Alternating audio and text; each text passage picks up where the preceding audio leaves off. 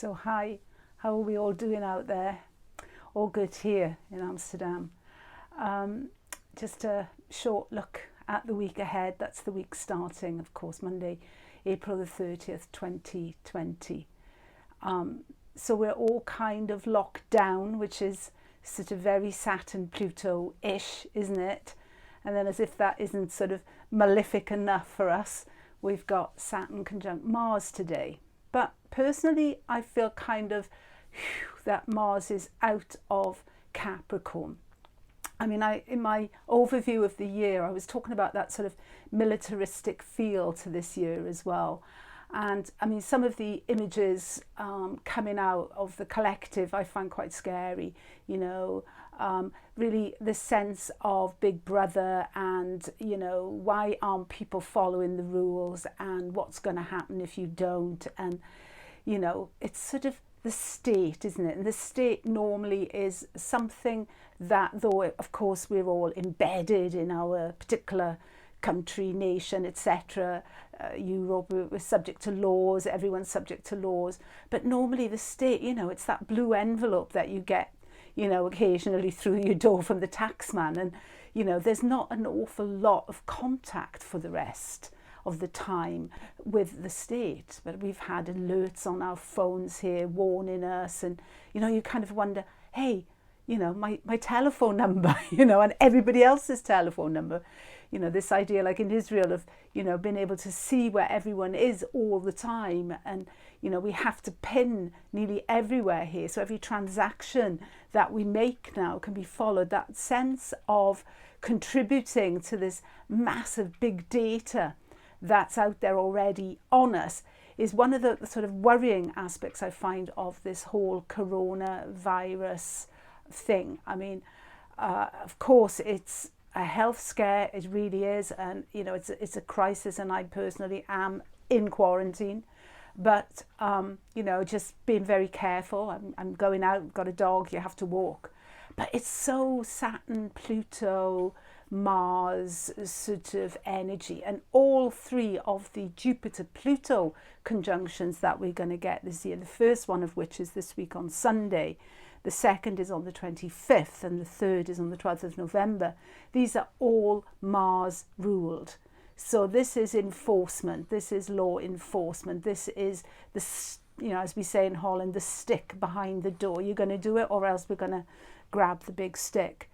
Yeah, we're moving into Aquarius now. As I say, I'm kind of a little bit, because Saturn in Aquarius really is comfortable. It's a diurnal planet and a diurnal sign. So there's a sort of, I find I can breathe a bit easier. Mars, of course, has to make that conjunction with Saturn. So I think there is that contracting element when these two meet. They are the two malefics, but everything has two sides as well. It could simply mean, that more people are getting on board with this idea of, if you want to stay safe, not just for yourself, but for your wider community, which is very much Aquarius too. The good side of Aquarius is this community thing, this feeling of, okay, I'm young, it might not affect me, but hey, everybody's got a grandma out there, let's do it for them, let's do it for the grandmas and the grandpas and the people who've got health conditions. So Aquarius is a little less, or should we say, a little more focused on the good of the collective. So I think that shift from Mars in Capricorn, which is extremely, got the eye on the ball, enforce it. It's kind of a harsh quality to that Mars in Capricorn. Gets the job done, but there's no room to negotiate there. It's kind of the heavy hand a little bit. So when is that happening? That's on Tuesday. So we're coming into as well the first quarter moon. And then we see on Friday that we see that Venus leaves the sign of her rulership and she enters into Gemini. Now that, in a way, it seems to be a bit like spread things. It's that season Gemini. It's when all of the seeds go into the air, all the pollen, all those people with asthma and everything have a really hard time. It also means that many people are starting to feel and will feel more acutely the sense of loss of human contact. I mean, I live with my son and his girlfriend is here, so at the moment, so I don't feel it that acutely, but I do have a few elderly friends, and yeah, they start to find it difficult. But anyway, yeah, we've got then Mercury conjunct Neptune as well this week on Saturday. That Mercury was interesting. I was just looking in my agenda when Mercury stationed direct and went back into Pisces.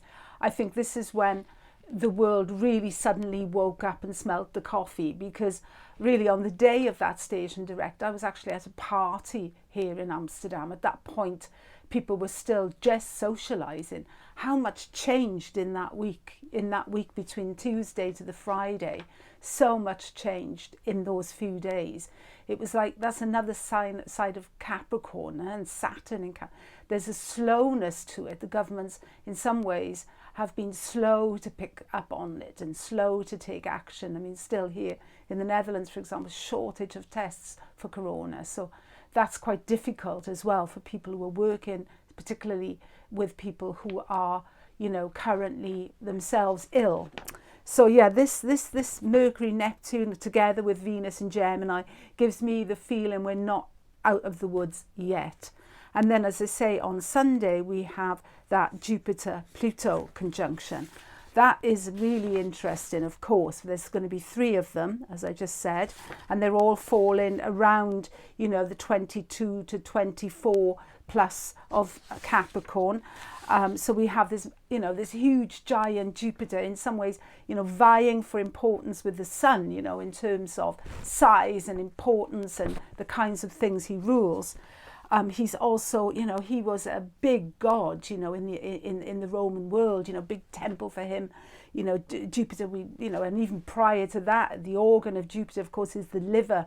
So we were using the liver for divination way back in Mesopotamia. He's an important big god, and you can, feel Jupiter and Capricorn. This is a certain sense as well of occasion. I mean, last week I, did a little blog on, the Jupiter Saturn conjunction, and because the Pope at that moment came out and, gave a speech, and Urbi et Orbi, and this is very Jupiterian in a way as well. And then we get to Pluto, who's a complete outsider in many ways. He's the secret agent of change, who's working all the time through the underground, through the underworld. And, this is one of the things we see since Pluto's in Capricorn, the masks, the emergence of masks, whether it's been discussions about burqas, whether it's been, very early on when we had the Occupy movement with masks, and now again, people are covering up their faces, and this is very symbolic of Pluto. Pluto, when he's amongst us, he wore the helm of his invisibility, right? So he's a massive force for change, but quite often Pluto's way of doing things is he's the fear factor, because there's nothing really like anxiety and fear to whip people into shape in a way, because we're talking Capricorn, right? So this isn't the silk glove. This isn't, softly. This is like, do it because otherwise your life is on the line, sort of thing. But a completely different force than Jupiter. I mean, Pluto is very much a god of the natural world. I mean, he had no temples in the ancient world. If you wanted to worship or, engage with Pluto, then you went to a wild space. You'd look for openings into the ground. You would beat your palms onto the ground, and you would literally invoke this god. You would call him up from the depths. So he has, in many ways as well, much more of an affinity with Saturn. These Saturn, Pluto, they are kind of vying almost for the same territory, rulership of death, rulership of, fears and anxieties. But Pluto is not the death, really. He is always what comes next, which was why it was interesting as well that the Pope was offering, sort of salvation for people, who are doing good deeds, sort of saving your soul from hell. We'll give you I've forgotten the word now suddenly, but look in my Facebook, Liz Hathaway Astrologer, and you'll find the post back there. So these 2 great forces now are coming to play in the collective, but also in our personal lives. So in Holland on Sunday, I'm doing a webinar in Dutch with Faye Blakosser, my colleague and friend, and we would be quite willing to offer that workshop in English as well to anyone who is interested. It's 2 one-hour talks on Jupiter, Pluto, and what it means for us, what hidden treasures within are being made accessible to us now, because there are a lot of good things coming out of this crisis, and I think many of us are witnessing them and seeing that transformative force of Pluto brought a bit closer to us, because Jupiter's much closer in a way than Pluto is. So it's all very exciting. Thank you so much for listening. I hope you have a good week, but stay safe, stay inside as much as possible, and look after yourself and those dear to you. Thank you for listening. Bye.